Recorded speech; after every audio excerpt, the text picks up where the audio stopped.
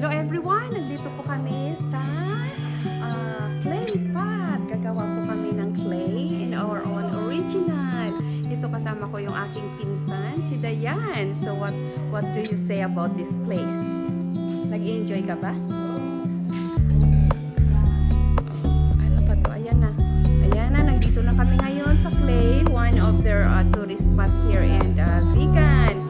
So, marami na kaming napuntahan. So, this time, nandito po kami sa clay maker. So, gagawa po kami ng clay ng aming original. Ayan, I'm here with my cousin, Dayan. So, nag-enjoy ka ba? Inspired ang mga ganitong gawa ng clay, no? Tapos, hirap pala bago makagawa. Yes, so kailangan dadaan ka sa maruming kamay bago ka makapag-gawa ng iyong sariling clay. So, ganyan lang. So, ikot-ikot kami. Okay. Find your face. Here, Dayan. We're not yet done. Ayan, dyan ka lang. Ikot-ikot. Ayan, ayan. Okay. Well, what are we waiting for? Ito, padumihan na po ng kamay. So, kailangan pong madumihan yung kamay mo bago ka gawa ng magandang pot. Ayan, that is Dayan, her original pot. Ayun po, pwede na yung iuwi kasi bayad na yan. So we are not forced naman po na bibili talaga tayo ng pot kasi lalo na po karamihan na pumupunta dito mga tourist, kaya it's very delicate din, di ba? Ayan, ayan na po ako. Ayan na, ina-assist po ni ate. So, hindi po uso dito ng hindi marumi ang kamay. So, mayroon naman po silang tubig dyan. So, po pwede namang maghugas anytime. So, ayan, tingnan nyo naman. Ang ganda naman. Parang naalala ko tuloy yung movie na ano. Anong movie ba yon? Okay, so, ano pala yon? Unchained Melody. O, diba? Paborito ko rin yan dati. Nung mga bata-bata pa na sumikat din yun. Ayan. So, it's very nice at napakaganda ng feeling. Hindi naman siya masakit kasi it's very slippery at madulas siya. Ayan. So, marami po siyang klaseng mga pot dito. Pwedeng bumili po. Ayan. May mga display sila sa paligid.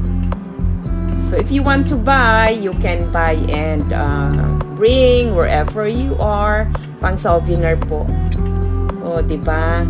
So, it's very nice at nakapag-experience din. Kasi ito po ang, kumbaga, ito po ang pinaka sikat nila na tourist spot na gusto mo pong mag-hands-on na gagawa ng sarili mong pot. O, diba? So, medyo madali na tayong matapos dito sa clay. At after here, pupunta naman po tayo sa ibang lugar. Sa tourist spot nila, yung sa Bantay.